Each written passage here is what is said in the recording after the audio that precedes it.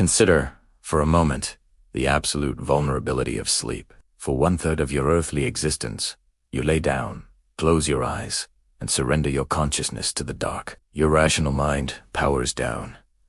Your physical defenses collapse. You become a passive receiver in a universe teeming with unseen frequencies. We are taught to view sleep merely as biological rest. But what if it is something far more dangerous? What if sleep is a daily transition across a highly contested spiritual border?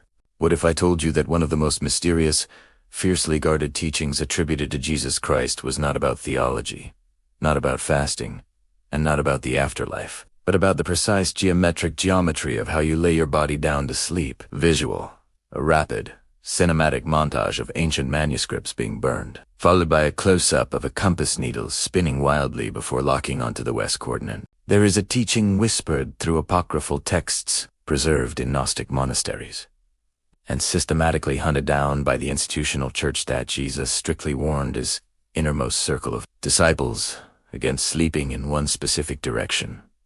Not north, not south, not east, not east. He warned them that sleeping oriented toward the west opens a biological and spiritual gateway, a gateway for entities known as the Archons, to bypass the waking mind and infiltrate human consciousness. I know how this sounds to the modern, materialistic mind. It sounds like archaic superstition. But when you align ancient Gnostic cosmology with modern neuroscience, geomagnetism, and the biochemistry of the human brain, a terrifying, inescapable pattern emerges. If you have ever woken up feeling inexplicably drained, consumed by sudden anxieties that do not belong to you, or plagued by heavy, artificial depression, you need to hear what was erased from your Bible. To understand the mechanics of this warning, we must first identify the predators. Who, or what, are the Archons? In 1945, the discovery of the Nag Hammadi library in Egypt returned the lost Gnostic Gospels to humanity. These texts describe a cosmology that shatters orthodox religion. They state that the physical universe was not created by the ultimate source to monad, but by a flawed, ignorant architect called the Demiurge. The Demiurge built this material realm as a closed system, a prison for the divine spark. And to govern this prison, he generated the Ark. The word Archon translates to ruler or authority, but they are not demons in the pitchfork and brimstone sense. They are cosmic parasites, inorganic, interdimensional entities that operate just outside the bandwidth of human optical perception. Because they lack the divine spark, they cannot generate their own life force. They cannot create. They can only consume, imitate, and corrupt. What is their food source? The Gnostics called it Loosh, the energetic resonance of human suffering. They feed on fear, grief, anxiety, lust, and spiritual confusion. They need humanity to remain trapped in low-frequency states, endlessly generating the emotional electricity that sustains their existence. Jesus and the esoteric Gnostic tradition did not come merely to forgive sins. He came as an infiltrator from the pleroma, the realm of light, to expose the archonic matrix. He came to teach the pneumatics, the awakened ones, how to hack the system and escape the feeding ground. And one of his most practical, mechanical instructions was about the geometry of sleep. According to surviving oral traditions in Middle Eastern mysticism and fragments of apocryphal texts, Jesus explicitly told his inner circle, "Never lay your head facing the west." But why west? The ancients understood that the west is the direction of the setting sun. It is the coordinates of encroaching darkness, the symbolic and literal space where the boundary between the material world and the astral plane thins. When you orient your body westward during the paralyzed state of sleep, you are not just resting. You are opening a door. To the skeptic, a cardinal direction is just a point on a compass. But to the mystican now, to the quantum biologist's, direction is magnetic resonance. We are electromagnetic beings, living on a giant electromagnet. The Earth's magnetic field interacts continuously with our bioelectric systems. Modern science has proven that humans possess magnetite-based, magnetically sensitive crystals located in the ethmoid bone, directly adjacent to the center of the brain. And what lies at the exact center of the human brain? The pineal gland. For thousands of years, mystery schools have revered this tiny organ. The Egyptians encoded it in the Eye of Horus, Vedic traditions call it the Ajna or the third eye. French philosopher René Descartes called it the seat of the soul. The pineal gland does more than regulate your circadian rhythm. It is the biological factory for dimethyltryptamine, or DMT, the most powerful psychoactive compound known to man. Research suggests that DMT is released naturally during profound spiritual states, near-death experiences, and crucially, during deep REM sleep.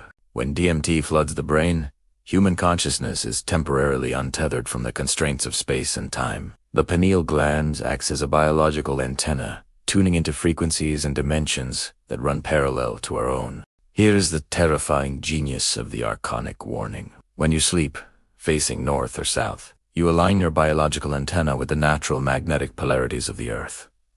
When you face east, you align with the rising sun, the frequency of Genesis and renewal. But when you sleep facing west, you are creating a perpendicular magnetic distortion. You are tuning your pineal antenna to a dead frequency. You are putting your satellite dish directly into the astral static where the Archons reside.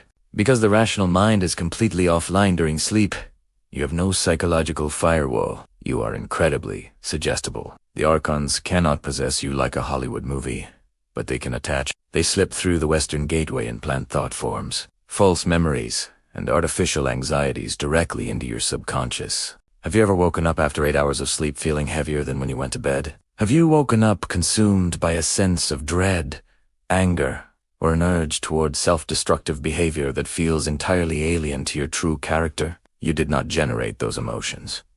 You were harvested. You spent the night as an archonic battery. If this was merely an isolated, forgotten Christian heresy, we might dismiss it. But truth, by its very nature, echoes across all sovereign spiritual traditions. Look at the Islamic tradition. The Prophet Muhammad strictly instructed his followers on the geometry of sleep. The Sunnah dictates sleeping on the right side, facing the Qibla.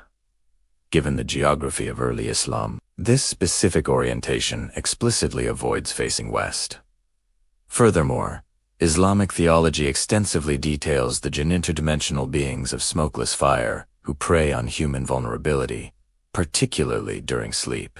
Look at the ancient Indian architectural science of Vastu Shastra, the precursor to feng shui. It explicitly forbids sleeping with the head pointing in specific directions due to the disruptive flow of magnetic energy, warning that incorrect alignment causes nightmares, vitality drain, and spiritual stagnation. These diverse traditions use different vocabularies: jinn, suras, negative prana, but they're all describing the exact same spiritual physics. They all map the same unseen predators. Why did the institutional Christian church bury this? Because in the 4th century, the church allied itself with the Roman Empire. The empire is a structure of control, hierarchy, and material dominance. According to Gnostic thought, the earthly powers are the physical manifestations of the Archon. An institution that demands your blind obedience and threatens you with eternal hellfire is a perfect archonic structure. It feeds on your fear. If the masses learned that they possessed direct, mechanical methods to protect their own consciousness, if they learned they could seal their own energy fields without a priest, without a tithe, and without the church, the entire matrix of religious control would collapse. So, the texts were burned, the mystics were slaughtered, and humanity was taught to lay their heads down in the dark, entirely unprotected, completely ignorant of the harvest taking place in their own beds. Knowledge without application is merely entertainment. Gnosis is not a philosophy. It is an action. Jesus emerged from the desert not as a religious philosopher, but as a revolutionary hacker of human consciousness. He had navigated the archonic spheres, he knew their codes, and he gave his followers the manual to bypass them. Tonight, you have a choice. You can close this video, go to sleep facing whatever direction your bed happens to be placed, and remain an unconscious node in the archonic feeding ground. Or you can test the ancient science. Step 1. Orientation.